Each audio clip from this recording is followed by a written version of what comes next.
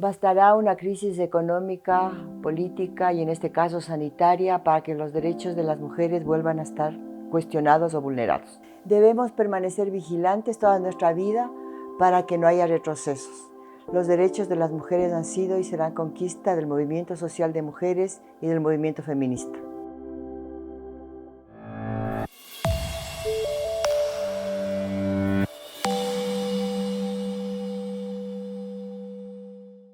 Bienvenidos y bienvenidas. Soy Virginia Gómez de la Torre, directora de Fundación Desafío.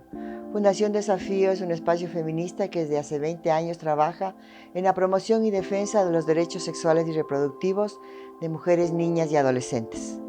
Por eso hemos abierto este observatorio virtual llamado Mujeres con Voz, en donde mujeres de diversas provincias del país nos contarán sobre su realidad en relación a sus familias, localidades y organizaciones. Este espacio es un observatorio vivo, con rostro, que ha elegido la mascarilla violeta como su símbolo y para demostrar que en época de pandemia las mujeres no callamos. 2 veces al mes nos conectaremos con la realidad de las mujeres de diversas provincias en el Ecuador. Las niñas, las adolescentes y las mujeres de toda edad tendrán cabida en esta cabina feminista que ojalá tenga eco en los y las tomadores de decisiones que teniendo el poder todavía no direccionan sus ejecutorias hacia quienes más lo necesitan. En cada entrega tendremos invitadas que abordarán un tema específico de acuerdo a la coyuntura que viven las mujeres en ese contexto. Hoy hablaremos de la situación de las mujeres en las provincias del Guayas y del Azuay. Tenemos con nosotras a Dalita Martínez, abogada, directora de CEPAN Guayaquil, reconocida institución que durante 37 años ha sido referente en la lucha por la defensa de los derechos de las mujeres. Es innegable que esta crisis golpea de manera reiterada a las mujeres por la escasa o nula respuesta a la salud, por los riesgos a la violencia y por el incremento de la carga del trabajo de cuidado que se ha hecho muy evidente, pero también ha quedado en evidencia las inmensas desigualdades que aún existen, la injusticia y la discriminación de la cual somos víctima y somos objeto las mujeres. En relación a Guayas, obviamente es la provincia más poblada del Ecuador y no es de extrañarse que haya sido el epicentro de esta pandemia, además porque Guayaquil y Guayas en general tienen el más alto índice de necesidades insatisfechas para una población que no tiene acceso a servicios básicos, que no tiene una red de agua potable, no tiene conexión a la red de alcantarillado, por lo tanto también están en situación de pobreza y hacinamiento, y eso hizo que sea mucho más fácil el contagio y también que estén expuestos a mayores riesgos. Además que Guayaquil es una ciudad que vive del negocio, que vive de la actividad comercial informal y por lo tanto se vive en las calles y el confinamiento fue mucho más complejo al inicio. Para las mujeres, sin duda alguna, también esto ha significado que estemos expuestas o que seamos nuevamente reducidas o nos toca volver a estas tareas del hogar. Entonces, a todas nos ha tocado y creo que podemos contar por experiencia de vida que nos ha tocado hacer algunas cosas de las tareas cotidianas, pero sin duda alguna a las mujeres en situación de vulnerabilidad, de violencia, esta situación les conlleva muchísimos mayores riesgos porque pues tienen que estar en confinamiento y tienen que estar aisladas con aquel que tiene su vida bajo sus manos y la violencia es reiterativa con ella y con sus hijas. También ha sido muy difícil para las mujeres acá acceder a servicios de salud, obviamente no están las respuestas sino únicamente para emergencias obstétricas y eso hace también que no haya habido una respuesta adecuada, una respuesta permanente. Como ya dije, queda en evidencia entonces que las mujeres seguimos siendo, esta crisis sanitaria ha dejado en evidencia que las mujeres seguimos siendo discriminadas, se sigue cerniendo sobre nosotras todas las manifestaciones de xenofobia, de discriminación por raza, por pobreza, por estar en movilidad humana, sin duda alguna, es mucho más evidente. Nosotras hemos tenido algunos casos, unos casos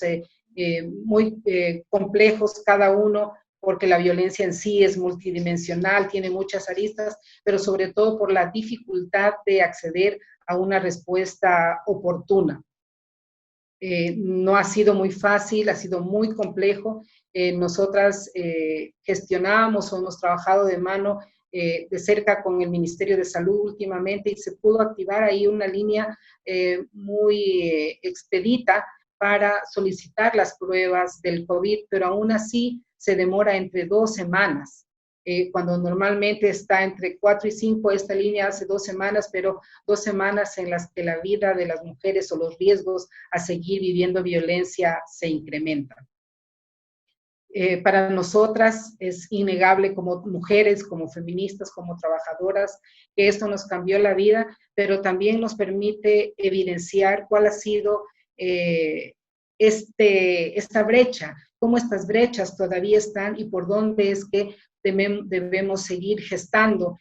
por dónde debemos seguir trabajando, seguir exigiendo que todas las respuestas del Estado, de la política pública, no sea una respuesta igualitaria ni vista con el mismo enfoque para hombres y para mujeres, porque nosotras tenemos nuestras particulares necesidades y estamos en una situación de discriminación y desventaja, pero aún entre nosotras mismas tenemos que exigir que las respuestas sean pensadas justamente en esa realidad y en esa condición que a cada una de nosotras nos habita. Y a quienes nos siguen por redes les recordamos que pueden dejarnos sus preguntas, sus sugerencias, comentarios en este video. Estaremos atentas para responderles. Está con nosotras Mary Cabrera, directora de Sendas en Cuenca, institución pionera en la defensa de los derechos humanos y de los derechos de las mujeres. Sendas durante 29 años ha contribuido a facilitar el ejercicio de estos derechos. En la provincia de La Suay, en la ciudad de Cuenca, yo me atrevería a decir que el desempleo y la falta de recursos. Son innumerables los testimonios de mujeres que frente a su responsabilidad de garantizar la alimentación, la vivienda, la conectividad para que sus hijos puedan estudiar, medicamentos e insumos de curación y de protección y seguridad ahora, su mayor preocupación y su mayor problema es la falta de recursos, que es una evidencia de las condiciones de trabajo y desempleo de las mujeres. Sin duda, la emergencia ha agravado todos los elementos de discriminación. Sin embargo, creo que es necesario que podamos investigar, documentar de mejor manera el nivel de afectación de la discriminación en la emergencia y en todo este proceso. Por ejemplo, tener claridad sobre el porcentaje de afectación mayor o menor de las mujeres frente a los despidos, documentar mejor